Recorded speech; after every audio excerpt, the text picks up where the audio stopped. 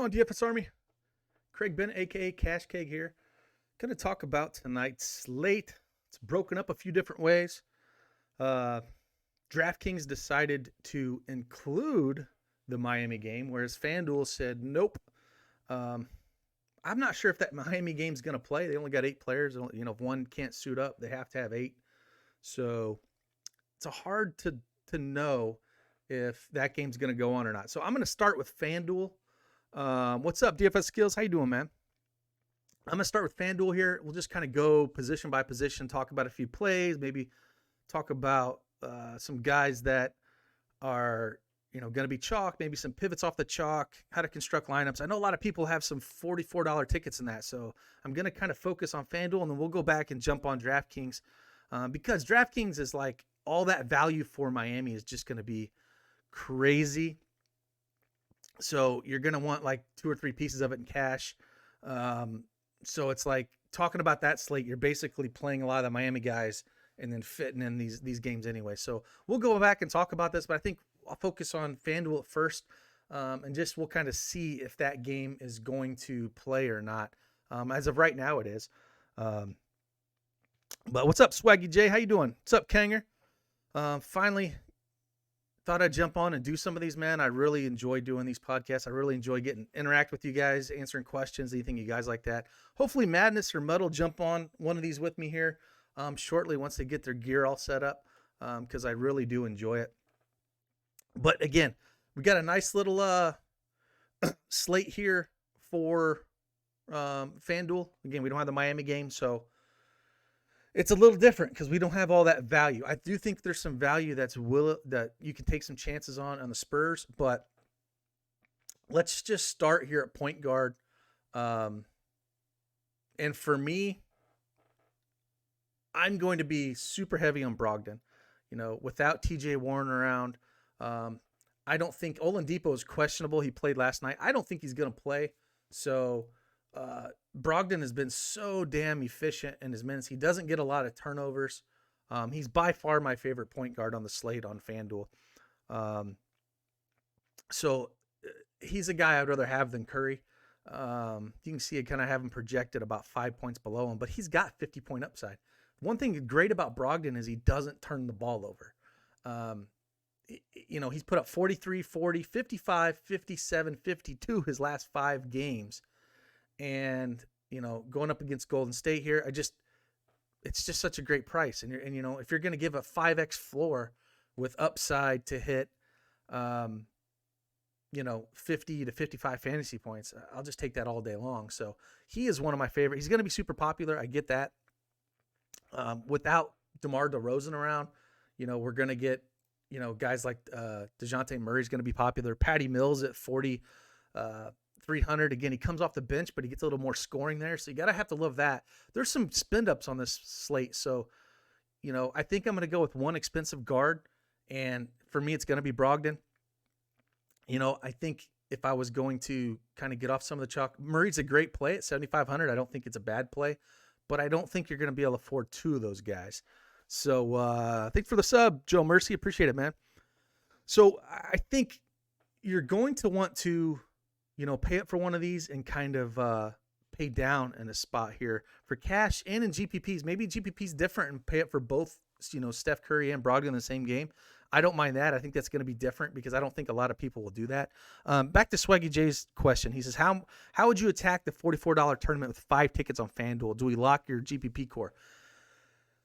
Well, it depends on what. Are you swinging for the fences with those 5 tickets, which I think you should be. If you got the tickets through satellites, you should be swinging for the fences. So maybe play a little bit more aggressively. Think about where that chalk's going to be and maybe get off some of that chalk, even if it's not very comfortable. So when we get to a few positions, maybe get off some of that chalk. And with FanDuel, you want to construct your lineup. If you think the crowd is going to go very heavy spinning up, maybe at a position, maybe that's when you spin down. Like last night is a perfect example of this. Joel Embiid was pure chalk. I think he was like 50% owned, and for good reason. They got blown out, but I mentioned this. He was, he's a guy that if they got blown out, he'd be the first one to sit, and that's what happened. And that's something you got to think about when you're building these lineups is, yeah, he's chalk. He's a great cash play. But But if you're going to tell me he's 50% owned and I can pivot elsewhere on a guy like that, maybe spin down at that position. Maybe I would have played, Lopez. I think he had a double-double or something real cheap. Some guy like that can go off. Your whole lineup is going to be constructed differently because you're getting off the chalk of someone that is more expensive. So you have to put that into consideration when you're building these lineups. So when you're building those 5 tickets, take some chances, man. Take some risk off some chalk that might bust or might not get there. To win some of these tournaments, you're going to be shooting for 350 to 400 most of the nights if you have good value. So just really take that in consideration. If you guys got any questions at all, man, just drop them in the chat room and I will stop and answer any questions you got. If you're not a part of DFS Army, head on over there. We got cheat sheets up, player rankings, constantly updating the optimizer here with projections as we get news. We're waiting on a little bit of news. I said Depot is questionable. I don't think he plays. I think he's going to sit, and that will open up a ton. Like I said, Brogdon, and then down at power forward, I know he's expensive, but Sabonis has over a 30% usage rate without TJ Warren and Nolan Depot on the floor, and those two guys are basically carry the team in scoring. So I don't mind playing them both together. And then we'll see at small forward as well. Justin Holiday, again, is really cheap that I think is a guy you really have to look at if Oladipo does sit. SBS, 150 lines, how many uniques do you recommend? I personally like to play very aggressively, so I like one unique in everything that I play in. I would rather go extremely heavy on 4 or 5 guys, 70, 80%, or lock them in, depending on how aggressive I am. And then one unique because since I'm so heavy on those 4 guys, I'm just rotating guys through. So I always like one. If you want to be more spread out, 2 or 3, it's really a personal decision. So Swaggy P says McGee would be a lock without Drummond since he's questionable. Yeah, McGee would be extremely, extremely interesting. He is a point per minute monster. So I would love him if Drummond were to be out. And then Larry Nance would be just a crush spot as well because he gets all the peripherals and all that stuff too. So both those guys would be up. But awesome, man. Sir Chosen, great, man. Get you a 1099. That is always a good feeling and always what you want to be shooting for. Don't worry what all these other guys are doing. Worry about your game. Worry about your profit. Don't worry about whatever. Everyone else has different bankrolls. But again, let's dig in here a little bit more here. Again, John Wall is questionable here. That is a position, again, if he's out, Harden's going to get a ton of usage. And again, we would want to look at him more. But again, I still prefer Brogdon. But if John Wall did play, he's squarely in play at 7,600. It's just too cheap. Murray again. I think this could be a very interesting play here. Mike Conley against Cleveland. Cleveland's, kind of a dumpster fire as a team. He's not going to get any ownership here at all. And if we're looking for low-owned plays when everyone's going to be on Murray, we could say the same thing of Jamal Murray here, 7,000. There's upside there as well. Mike Conley's put up 42, 33 in his last 2 games. He's very streaky. He doesn't play a ton of minutes, around 30 minutes. So the minutes aren't going to be massive. But, if he can get you a 40, 42 spot at that, you gotta have to, again, if you're playing that $44, you got to look for some plays that are low owned. And maybe DeJounte Murray busts, and you can pivot off a little bit down there, Mike Conley.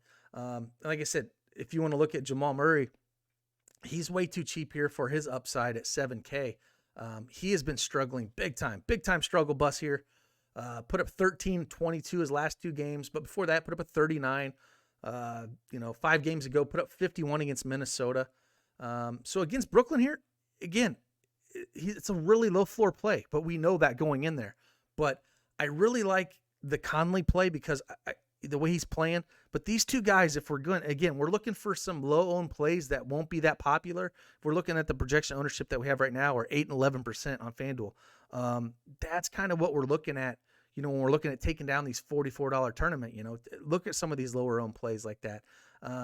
Coming down here, we can see Patty Mills is going to be really chalky. And I understand, with no DDR and what he's been putting up. I mean, if we look at Patty Mills, I understand he's a great cash play. I think 24, 22, 20, 31 his last 4, putting up almost 29, 30, 25 minutes. That's kind of what we want to see. And at 4,300, there's upside there. So what's up, Hip Kemper? Appreciate you, man. Glad you're in here. C. Wilson says the problem for GPP cash is using the core plays and then trying to find the other values. Guess I'm not using other tools correctly. One thing, Wilson, I would say is make sure you go over and check out the player ranking tab on the cheat sheets, because I do rank the players on Fanduel and DraftKings, and then kind of how I like them the most to least. So give that a look and see if that's maybe helped you out a little bit. But again, coming down here, I really don't like any of these guys. Yogi Ferrell, 3,800. Again, I don't think you need to go there. I think if you're going cheap, it's Patty Mills. And again, if you want to pivot off that, Monte Morris is a guy that you can look at a little bit here. Not, if you're going to get him at, an eighth of the ownership that Patty Mills is, he's put up 23, 26, and 22. So he is $100 more. And if you want to pivot off some of the chalk, and maybe Patty Mills puts up 15 or something, and Monte Morris puts up 24, then that is a way that you can get different too. And a very similar, maybe your cash lineup, you have Patty Mills and Brogdon. And then you're like, well, in that 44, I want to get a little different. Maybe I throw in Monte Morris. So just looking at something a little different that I think, you can look at here. So that's where I would look. Like I said, on the higher end, it's Conley, Murray. And these, again, are the reason they're low owned, because the projections are not going to show the very good plays. But we know that Jamal Murray has a ceiling on him. And all we're doing is hoping this chalk fails when that happens. So, again, Brogdon's my favorite play. And then maybe these other guys if you're looking at the 44. But for me, it's Brogdon and Mills are probably my favorite plays in cash here at the point guard position. But let's move on here to shooting guard. Before that, Psycho Killer says, what's up? At what point do you put your foot down and avoid all the chalk over 30%? It's not just the percentage of chalk when I'm looking at it. It's going to be, do I feel like that's chalk I want to absorb or chalk that I want to fade completely? And that's just kind of a feel and how I want to go after some of these.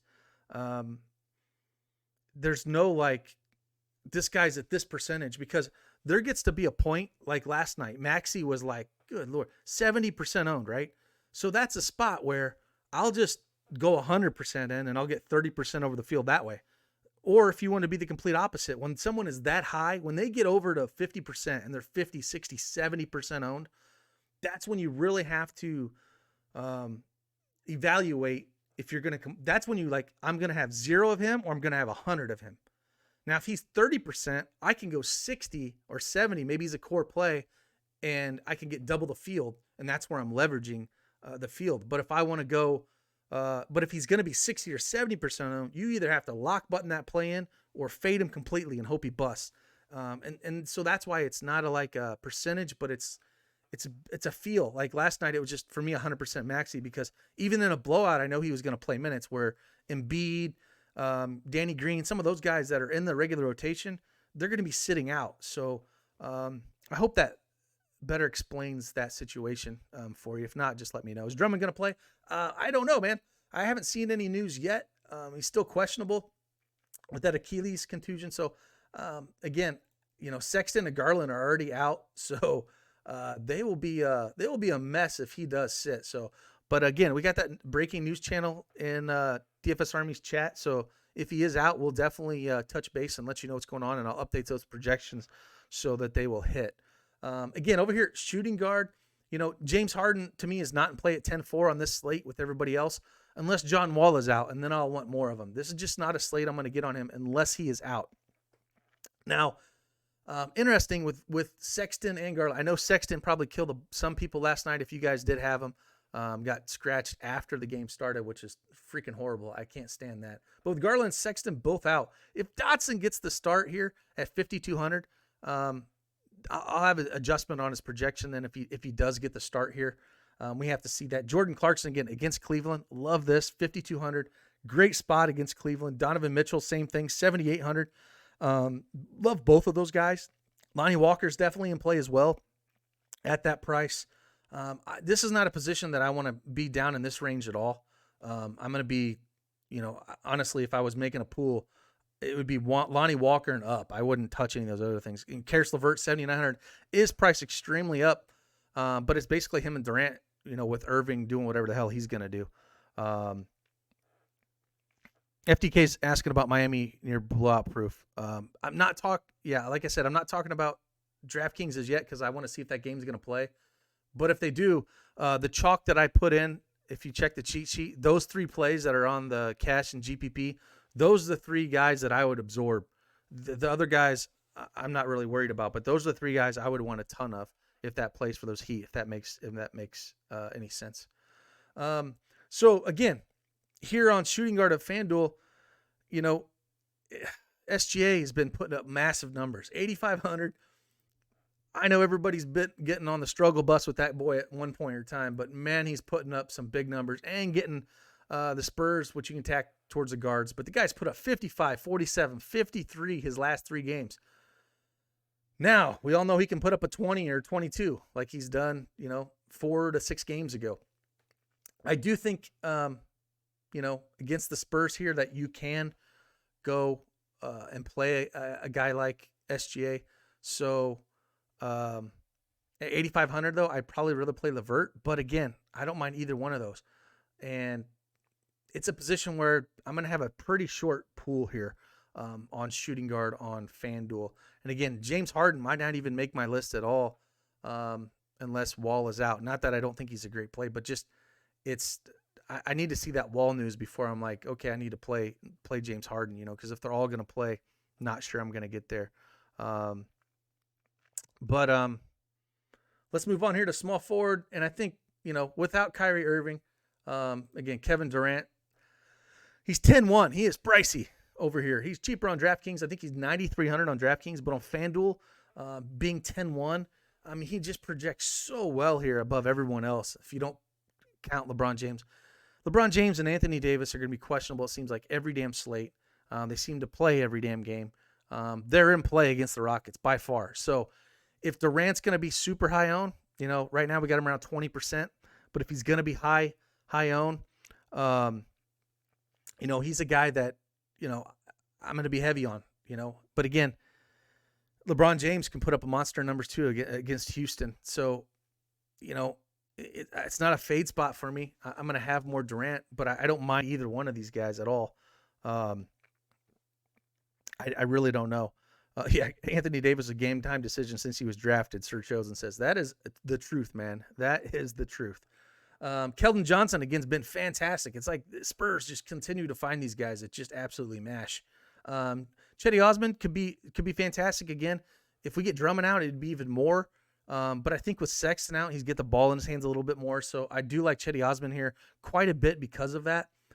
Joe Harris, streaky, just a shooter. I don't really like him too much with Durant around, so I'm not really in love there. Justin Holiday is probably one of my favorite plays, and as you can see, the projection's up pretty high here.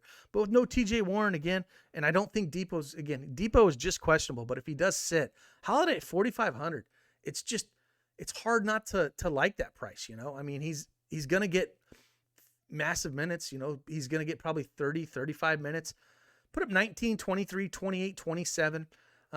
If he sniffs 25 at 4,500, he's probably going to be in the optimal here. So I love pairing him up with Durant and cash games. But this is where I was talking about if you wanted to be a little bit different. Whereas I think a lot of people are going to pay up and pay down for one spot. And so we're talking about these $44 lineup. Here's where maybe you want to pay down and fade a Durant and a LeBron James. Or maybe be different and you want to play both Durant and LeBron James and not pay down. But maybe this is where you want to go like a Chetty Osman and a Justin Holiday. And then at point guard, you want to pay up 2 spots or something like that. So if you can kind of get a feel of where that chalk build is going to be and where I think that the cash lineup's going to be, that's why I always like say build your cash lineup first, and then you kind of have an idea where lineup construction is going to be. And then that way you can kind of say, okay, well, if this is how lineup construction is going to be, I want to be different. I don't want to spend up at center because that's what everyone's going to do. I want to punt at center, which will change the whole lineup construction, which will make everything different. And if that clicks and if that low-owned guy goes off, that's how you're just going to get different. It's just lineup construction. So you think a blowout is there for Brooklyn and Denver? Well, it is it's a 1-point spread. So I'm not going to bank on a blowout when the Nets are favored by 1. So I wouldn't bank on that. I would say that the Jazz are more likely to blow out Cleveland. But I wouldn't bank on that. But with how many blowouts have been this year, I completely understand, but I wouldn't. Denver's defense is not that great. Animal says, if I'm playing a 100-man top 12 paid, do you suggest lineup construction different at 1 or 2 positions? Yeah, it should be a high, to me, in the 100-man top 12, it should be a single entry or a 3-max lineup where it's not your cash lineup, but you take your cash lineup and you make 2 or 3 pivots off of it, if that makes sense. That's what I do in those. I'll make a cash lineup and then I'll make another single entry or GPP lineup that I'll put in all those 100-mans or stuff like that. Again, so back here, Will Barton's been just absolutely, he's so frustrating. 13, 31, 21, 36. We know there's upside here, and he's not going to be that highly owned. So this is another play, like if you're playing the $44, and maybe you can jump on where he plays a great game. I don't think this is it, but it's just one of those positions. Kelly Oubre, same kind of thing. 5,300, but when we have, Greenback, it's tough. If I was gonna punt, I would much rather punt with Justin Holiday, Chetty Osman, Rudy Gay. I would look at that more as my spots where I'm paying down if I wasn't going to go pay up for one of these positions. And so that's a way to get different for me. That's just basically what I'm looking at. Again, I'm not really looking at any of these guys down here. 3,500, I guess, a quarter. If he was going to start, maybe you want to look at a guy like that if you wanted to punt. That would be the one punt option because he has put up 20 when he started. Put 39 minutes and you put up 20 fantasy points. It's kind of rough. But again, if you're going to do a $3,500 punt, maybe that's a position you go there. The usage is really low on him as that rookie, but it's a kind of guy you can kind of look at. So just put that in perspective and things. But again, I think you're paying up with either Durant or LeBron James. And cash, it's probably Durant and Holiday for me. And then in tournaments, maybe think of paying both up or maybe just in the lower range here. Let's go over to power forward. And again, it looks like on projection ownership, Sabonis is going to be almost 40%. He's expensive. He's 9,200. But again, without these guys, without TJ Warren, and again, if Depot sits, he's got a massive usage rate. And it's all him. And it's all Brogdon. I think for point per dollar on Fanduel, I'd rather go Brogdon than having to force Sabonis in here. Lyles is very interesting. He's going to get a lot of ownership here. Again, at $3,600, and he played a ton of minutes here without DeMar DeRozan, last game. I do think it's risky chalk, though. This is a spot, it's the Spurs, man. He put up 20 fantasy points in 35 minutes. Now, if his shot starts falling, he can put up monster numbers. But at the same token, he hasn't done anything really all year or the minutes. Then he gets 35 here. So that is a very risky chalk spot. So that's this kind of spot. Maybe if Lyles is chalky, I'm like, I don't want that. Maybe I want to spend up here. Maybe like I talked about in the small forward position, you pay down twice and then you want to pay up here. Maybe you want to go an Aldridge and a Sabonis, or a Wood and a Sabonis, or an Anthony Davis and a Sabonis, and pay up at this position to make yourself a little different in that tournament. Sir Chosen, the $44 is on FanDuel that people got those tickets to. I think it's $150K up top for FanDuel tonight, and I know some people have some tickets for it, so I wish everybody luck that's in that tournament. But yeah, that's where I'm looking at there. Again, this is where we talking about chalk, where it would make me a little nervous is with Lyles, because Pop can do anything, man. He can just run stinking more guards out there. So chasing legendaries, man. Appreciate the sub, buddy. That's where Clipsy says, after the coaches give us the core, how should we construct our lineup after that? Again, you can use that core if you want to build around it. And then if you're not very familiar with NBA, ask questions in the NBA coaching channel to help out. If you want to, definitely, I think a lot of people are missing it, but go to the player rankings tab for both FanDuel and DraftKings. That is where you're going to be able to see the guys that I'm on. So I rank every position, like the top 5 power forwards or top 5 centers or whatever for that slate. So I update and then I put my percentages, what I would be if I was going to build 150 lineups. So Clipsy, that's where I would say to look at and kind of see if that makes much sense. I hope that helps. Again, down here we talked about Larry Nance a little bit. This would change completely if Drummond were to sit. Larry Nance is 7K. With no love and all these guys, just massive upside here. Draymond Green again at 5,700. It is against the Pacers, but he's starting to play more minutes. Put up 35 against the Raptors last game, 29 minutes. But he's seen around 30 minutes the last 3 games. You give me 30 minutes of Draymond Green when he does a little bit of everything. I have no problem playing Draymond Green here. Jermichael Green, a cheap guy, 4,300. Paul Millsap, kind of bigs against Brooklyn here. I love this game. I love having a few pieces from it. If you're having Durant on one side and LeVert, come back with a Jamal Murray or Jokic or maybe these cheaper pieces that you like more. Like I said, Dougie Buckets here, 3,700 is cheap. If you wanted to get off for Lyles, say you built a cash lineup and you're like, I don't trust the Lyles chalk, but I love the rest of my lineup and have $100 left. Maybe you just want to slide in a Doug McDermott here. I don't think there's a massive ceiling, but he did put up 30 points last game against Sacramento, 29 minutes at 21 points. If his stroke is falling, he can put up 25, 30 points in a hurry. So if I'm going to get him a little bit less owned, that's kind of a place you can look to get a little different as well. So again, I think a lot of people are going to end up paying up for a Sabonis or Aldridge here and then pay down for a Lyles. So again, that's one of those things, if you're building that $44, man, just change things up a little bit. Don't be so,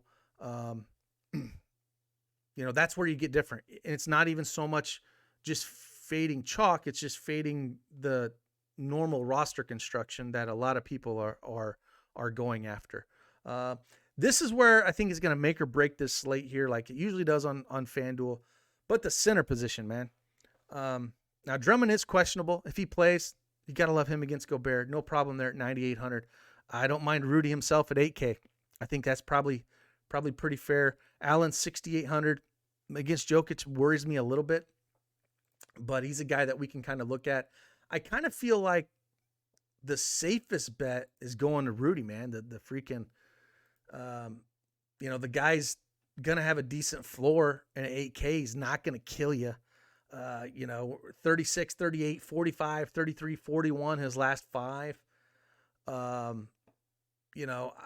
really don't mind playing him at all there. Jokic is expensive, 11.4. We need that massive ceiling. But again, bigs against Brooklyn's still a thing. It's not like Allen's this massive defensive stalwart or anything. So I have no problem there. Harrell, 5,800 is interesting in tournaments. Al Horford, 5,500 is a little interesting. But again, it's Al Horford. He seems to never play to 30 minutes, 27, 28, 27 minutes the last 3. Put up 37 last game against Brooklyn. But again, it's Brooklyn. Bigs against Brooklyn. That's why Joker could put up 70 in this spot if it's close. So if I was going to pay up for center, you got to believe it's Jokic. Okay, so a few questions here. Hamill says, if Drummond is out, does that increase Rudy's output? Yeah, I think it does, because it's not like McGee plays defense at all. McGee will just swat. That's what he does. He rebounds. He puts, he's a fantasy point per minute monster, but the dude has zero basketball IQ when it comes to fouling, defense, none. He's just going to try to block shots. So Rudy would have no problem with him at all.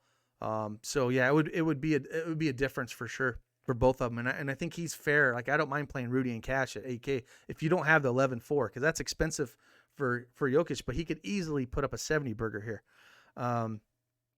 It says, do you target value players from games with blowout potential? If not, is there a particular way you can minimize your value player pool? Yeah, so, getting value is very important. So, like, I would rather go heavy on a few value plays I'm comfortable with. So, if we're talking about DraftKings, like Precious, he's 3,100.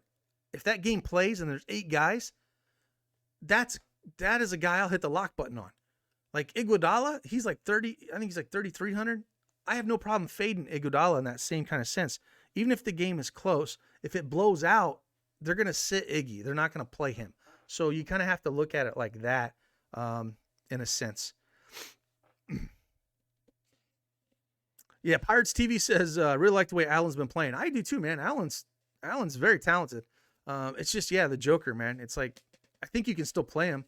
But again, the Joker, if he wants to get down in the paint, he's all over the place. He goes out the 3-point line. He runs point forward sometimes.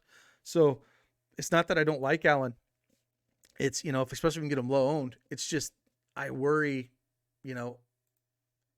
I'll still have some of him by far. He's put up 28, 32, 32, and 57 against Utah. So it's just that price point's a little awkward. I would rather go down or go up. I think it's really just the Joker or Gobert, I think, are my two favorite, not knowing what Drummond's going to do. And again, with Drummond being 9,800, I'd rather just find the money to get the Joker. All right, let's slide over and talk a little DraftKings. I still haven't seen anything on that game if it's going to move out or anything, but let's go to DraftKings and talk a little slate here. So again, as you can see, we have the Miami-Philly game here on the DraftKings slate where we didn't have it on Fanduel. So if you notice, we come right down here and we just go fantasy points per dollar. You're going to see all this damn chalk, and most of it's Miami. Okelio, Iguodala, Precious, these guys. So this is what I was talking about. If Iguodala is going to be 38% owned, right? If you feel like Philly is going to just stomp a mud hole into Miami, this is where I have no problem fading him as chalk. He's still cheap. He could get there if he only played 20, 24 minutes or something.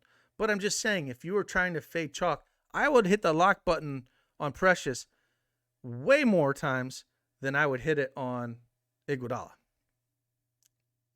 If that makes any sense. I just think that it's a spot where you just kind of have to be like, okay, he's so cheap and he's going to play a ton of minutes. It's just really hard for me not to want to play a ton of him. So same with Kelly O, man. He just does a little bit of everything. Another guy that I think you just kind of play a ton of. I just don't. If the game's going to stay close, they're probably going to crush. And then, so like we're talking about when to fade chalk when they get expensive. That's where I would fade the chalk. If we look at projected ownership, he's number 2 right behind Precious. Precious 58. This is what I kind of talked about in your rules. When guys get up this chalk, either fade him completely or hit the lock button, because more than likely he's going to be in the winning optimal lineup if he hits this projection. So again, Tyler Hero, 6,700 expensive, but he's going to do everything. And this guy can put up a 50 burger at any point in time. So it's a kind of thing you kind of have to just get a feel for. And again, we have those in the cheat sheets, who we kind of like, what's going on. Guys got lays like Miles Leonard's 3K. There's going to be guys that are going to hit value. A lot of these Miami guys are going to pop, but Kelly Olynyk, Precious are the guys I like. Father of 3. Hopefully we'll know what's going to go on this game. At least an hour or so. Like, part of me feels like if one of these guys has a problem, they ain't going to have enough guys to play. They only got 8 dudes. So I'm not just going to fade them to fade them, but if I was going to fade one guy, it would be Iggy. It would be fade the older guys, like Kelly Olynyk. I like him, but Iguodala, nah, he'd be the one guy that I wouldn't get too excited about playing. Who's the Danny Green of the night? Okay, Iguodala is my Danny Green of the night. If I had to pick one guy that's going to be chalk that I would get off of on DraftKings, it's him. Yeah, Embiid screwed you. Yeah, that's what I would mean. And I mentioned that in the notes, was like, Embiid was a cash play, but if they were going to get blown out, he'd be the first guy on the bench, man. And so I mentioned that when I was writing the notes, that that's a guy that, crushes if the game. He started out on fire, and then he did the whole Embiid thing. I'm going to get off on a rant here. And Shaq does this all the time, and he's right. You are the biggest son of a on the damn court. Go down to the damn block and impose your will on those people and score. I cannot stand when he gets the ball on the block and does his fadeaway crap or shooting threes, making life difficult. Get the ball on the block and dunk over people, dominate. Like, that guy could be unstoppable in this league, but he is soft. He is so damn soft. It's like, it's sad to watch. It's like, and then I can't stand it. It just, anytime Shaq gets on him, I'm just like, more people need to tell him that in the stinking Philly camp. Like, whoever's coaching, hey, Shaq is right, because that's what you need to do. And it's like, every time Shaq brings it up, it's just like, it's sad watching. You cannot be that big and dominant and try to shoot stinking step backs and fadeaways and all this crap. It just irritates the crap out of me. So anyways, with that said and done, all right. So a few of my favorite plays. Again, so if I lock in here and I look at Precious, he's probably one of my favorite plays. If these guys play, I would, look at maybe all three of these are probably my favorite Miami guys. Sabonis at 9,300, I do like, but, if we're looking just raw points, what we have here in the domination station, Jokic and Durant are the top two. And again, at 9,400, I would rather go Kevin Durant over Sabonis. But they're both fine plays. I think, like I said, Sabonis usage rate goes way up. I don't mind playing them both. I don't know. If we lock both of them in here with that value, can we even get a lineup? I don't even know if we can get a lineup. It looks like we can. But again, we got Iggy's in this lineup, of course. 3,300. But this has got Durant, Sabonis. Maxi's not that great of a play with Simmons back, so I don't love that play at 5,500. He's okay, but he's not like before. On cheat sheets, you like Kelly over Hero. It's just a point per dollar thing. It has nothing to do with I like him over. It's just anything with NBA to me is all I care about is point per dollar. And so when Kelly Olynyk is 5,300 and Hero 6,700, if they both put up 40, well, I'd rather have Kelly Olynyk, because all I care about is what am I getting for that price? It has nothing to do with raw points. If Kelly Olynyk puts up 40 and Hero puts up 50, right?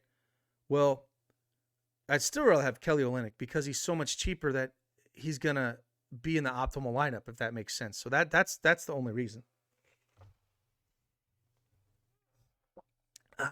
But again, over here, just look at this. Precious is going to be one of the centers. So, and I think this is what you're doing. You're Kelly Olynyk, Precious are probably your two guys, and you're fitting guys around here. I think with the value on DraftKings, again, you're going to have 3 or 4 Miami guys in it. There's no way around it. They don't have that many bodies, man. It's just, I wouldn't get too crazy. Like, if I was looking at this lineup, I would look at, if I just created this, if I just locked in some guys and ran this like I like to do to see what it's going to spit out at me, I'd be like, okay, well, I don't mind any of this except Iggy makes me nervous and makes me a little nervous, and so does Maxey. So let me look at those guys and see if there's something else I can do that's maybe a little bit different, where I want to get a little different. So maybe instead of Maxey, I'm like, well, maybe I want to go in here and say Patty Mills. Patty Mills is 5,100 DraftKings. Now, I would not hit that lock button. He's way cheap, better to play on FanDuel, so I wouldn't do that. But let's see what else we got in here, point per dollar. If there's any more value that I'm like, okay, I like that. See, Trey Lyles is 3,300. Very interesting play again, but it's risky with Spurs, man, and what they can do here. So I'm not super, super excited about that. Duncan Robinson, 4,800. Again, Miles Leonard, 3K. He could possibly get there. Don't love it. Aldridge at 6,300 is just too cheap. I'm going to hit the lock button on him in this build here. Let me see if I can fit into Brogdon. I don't think I can. Man, Justin Holiday's 5K too. All these guys are priced up. I'm going to hit that lock button on Brogdon. See, it wouldn't give me that. So not enough. I can't hit Brogdon and Sabonis. But let me hit Brogdon and not Sabonis and save a little bit of money and see what it gives me here. Play it that way. Again, 4 Spurs. This is what I'm talking about. So again, it's giving me Iggy. It's gonna give me Iggy almost in every build. So if you don't like that and you're like, damn it, why keep giving me Iguodala? Let's just uncheck him and be like, I don't want to do that. And then I'm like, well, I don't like Maxey. Let me just uncheck him as well and just run this and see what it's gonna spit out. See here, I'm getting 3. I'm getting Isaac Okoro. If he starts, I don't mind him. But again, that's another really risky play. But you're just going around kind of figuring things out. Again, I think one of the great things about the Miami guys is Precious and Kelly O are forward eligible. So it's nice that you can run those guys at forward and still fit in an Aldridge. And there's a lot of ways you can go here. And again, I think I would limit Miami to 3 guys if I was going to build tonight. I'm not saying they all can't get there, but it's tough. It's tough to really, Iggy just makes me so damn nervous. It's like that's the one guy that I have a hard time with. So SB says, who would your one lock be in 150 lines? Are you making me think about locking in Brogdon and DK? Okay, great question and great example. I would never lock in an $8,600 player ever. If I'm going to lock a player in, it is going to be a cheap guy like Precious. It's going to be a value play. I'm never locking in an expensive guy because they have to hit a certain number to get there. It's a lot harder for them to hit the optimal than a cheap value play. So if I feel good about a Precious or if I feel good about a Kelly Olynyk or something like that, I would much rather hit lock button on him than a Malcolm Brogdon at 8,600. It's way harder. I like Brogdon. Don't get me wrong, but at 8,600, he's got to really get there. So, that makes it where I can't hit a lock button play on a guy that expensive. It is usually always a cheaper guy. Somebody asked me about Dort. I can't get behind Dort. 18, 18, 12, 17, 18. That's his fantasy points he's put out his last 5 games. Like, I can't get excited about that. So no Dort for me, Royals. I just can't get there. So what other questions you guys have? I'll sit around and answer questions for the next 10 minutes or so. If you guys got any questions on the slate, DraftKings or Fanduel, again, if you're not a part of DFS Army, head on over there. Use code CashKeg. Save yourself 10%.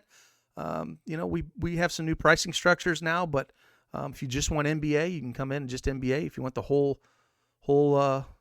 deal, you can get that as well.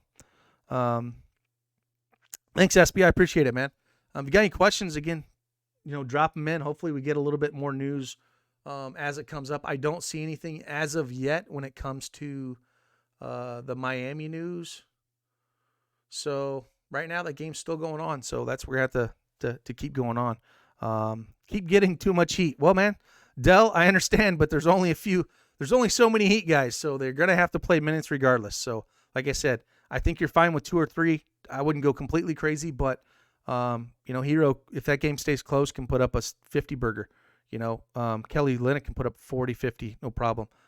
Precious has been really good, so those are the guys I would focus on. George Hill's suspect, but his upside. Yeah, I don't mind that a little bit. If building 20 lineups instead of 150, should I just X out the 10% exposure guys in your player rankings? Kenger, I think if I'm playing 20 lineups instead of 150, I'm going to lock 4 guys in. If I'm making 20 lineups, I'm going to make what I feel like is they're going to be in the optimal, and I'm just going to hit the lock button on them and run things, man. I'm just going to go super heavy on those guys. That's what I would do. And that's what I tend to do in 20 lineups. I just go super heavy. And then hopefully if those 4 guys are right, then I'd have a real good shot at the other guys. I'm like, okay, I got those guys right. Let's get the other 4 positions right. And you have a lot better chance. When and do you ever game stack in the NBA? The only way a game stack is going off is if the price on those players work, if they're all cheap, and if that game goes to overtime, generally, if you're going to actually game stack. Now, so I don't really game stack ever unless they're all cheap. Like if you have a game like Miami, they're all cheap and you bring it back with a couple guys on the other side that you like, okay, but they have to be cheap for you and me to put in multiple guys in complete game stack. Now, I don't mind playing like I talked about a Brogdon and Steph Curry and going back and forth like that. I like doing that, but not a complete game stack all the time. When using the DS, how do I make tourney lines? Tournament lines have a lot to do with just taking some stands. Look at that ownership. It has nothing to do with just if you really like a guy and you don't think his projection's high enough, you got to keep messing around with this. So if I'm like, okay, I'm not getting enough Jokic. Well, let me slap an Adore on him and give him a 15% boost, and then rerun it. Maybe I'm getting too much Steph Curry, so let me put a Enrage on him and put him down. So there's a lot of trial and error and play. Like when I'm building 150 lineups, I bet I run the DS no less than 60 to 70 times. Like I will rerun it and rerun it and rerun it until my percentages are how I want them. And so there's no, like, if you're coming in here 10 minutes before lock and you just run things and think you're going to get the nut lineup, you're not going to do it. You got to put some time into it. So you got to make the decisions, Big thing is right here. The most important thing, once we get closer and we keep dropping this in and we get the ownership projections in, this is most important. Do I want to be overweight of this or underweight? That's all that matters, because if there's certain chalk, am I going to fade it or am I going to be overweight? That's all that matters. What else we got? Would you do double center? Yeah, I do double center tonight. There's a lot of centers. I would definitely play centers tonight, Renee. Father 3 says, looks like a go from all the news. Yeah, man. So then embrace some of those Miami guys. Like I get, like I said, Iguodala is the one guy that makes me nervous the most out of the chalker guys. So that's what I'm looking at. Who are your 4 guys for 20 lineups? Pirate TV. I don't know yet, man. But I probably, honestly, I'm going to have at least 2 of those Miami guys are definitely going to be there. I will say Precious is going to be one of them right now. If I'm building 150 or if I'm building 20 lineups, he'll more than likely be in those lineups. We're looking at the research station with the DS projections. Do you constantly look over 7X? I don't really focus on the research station so much to try to look at 7X for consistency and stuff like that. I'm looking for matchup. And again, I'm looking at projection ownership. This is your friend. You need to decide if you're going over or under this. It's fantastic to find out a guy's consistent or not, and that's a research on a guy. But all I care about in tournaments is if I'm overweight or if I'm underweight in the field. That's all I care about. So if I see a guy that's a certain percentage and then I dig into the research station and find out, the only decision I need to make is if I'm going to go overweight or underweight on that guy. A Crook says, advice of building one lineup. One lineup, you're definitely building it by hand, and then it depends on the lineup. If it's a cash lineup, you're going to want it more chalky with maybe a few pivots off of it. If it's a single entry, it's going to be a little bit different. If it's you're putting one lineup in like the $3, well, you're going to want to be completely off the wall on a lot of things because there's no way you're going to win that playing all the chalk. So it really depends on the tournament. What's up, Tony PR? Says, I knew the channel 1,000 GPPs. How that lineup construction will change from a core play. Are you talking about 1,000-person tournament, Tony? Is that what you're asking? If you're talking about 1,000-person tournament, that's not really big field. It's getting up there, but it's not too big. So you don't need to be too contrarian, a little bit contrarian, but not too contrarian. Maybe 2 or 3 plays off your cash line up there. We've been smashing Super Draft. I'd love to hear it, man. I wish I could play it here in Indiana, but they decided that I do not need to play Super Draft and win all those money. So I hope you've been crushing it, man. What would your max player per team for cash lineups for the DS? Well, first thing is, I don't use the DS for cash lineups. I hand build my cash lineup. I want I don't use the DS for cash lineups. I only use the DS for tournaments. I will run the DS and see what it's giving me, but I'm hand building those things. And like I said, tonight for DraftKings, it's going to be at least probably 3 Miami guys. For Fanduel, I'm sure I'll have a couple Indiana guys if Depot is out, and I'll probably have a couple Spurs guys just off the top of my head. I haven't built any lineups right now, but that's what I'm thinking about. Couple more minutes here, and then I'm going to get off and scour the news one more time, and then go and update the projections, and then update the cheat sheets and make sure that they're all good to go. I was hoping to get a little bit more news before I write the GPP section of the cheat sheet to kind of get a feel of who I want to get on and who I want to be over the field and under the field on this. But if these things help and you really want me to keep doing these, just let me know, and I'll try to come in and spend an hour in the afternoons and talk shop with you guys. I really appreciate you guys, each and every one of you. If you're not a part of DFS Army, head on over there. Love to have you in the chat rooms. We'll keep answering questions all the way up until lock. Kinger says, if Depot is out, does that help Holiday as well? Yeah, it helps Holiday, man. He's going to see more minutes for sure. Love Holiday at that price on FanDuel. DraftKings, it's a little tough at 5K, but I think you can get there. Dell says, are you on Jamal Murray tonight? Yeah, man. Jamal Murray, like I said, I talked about a little bit. I think he's a good tournament play. Definitely not a cash play, though. Yeah, I'm glad everybody likes this. I'll keep trying to jump on these around this time. I love getting all the questions. I love chatting with you guys, man. Hopefully we get a couple of the other coaches on here with me and we can talk shop. And then once I get a roll here, I'll try to knock out a video for the next day, just as like a preview video, so you guys have something to listen to on the morning and your ride to work. So again, I appreciate all of you guys, man. I love all you guys, and I hope to see you guys crush, and I'll see you on the flip side. Deuces.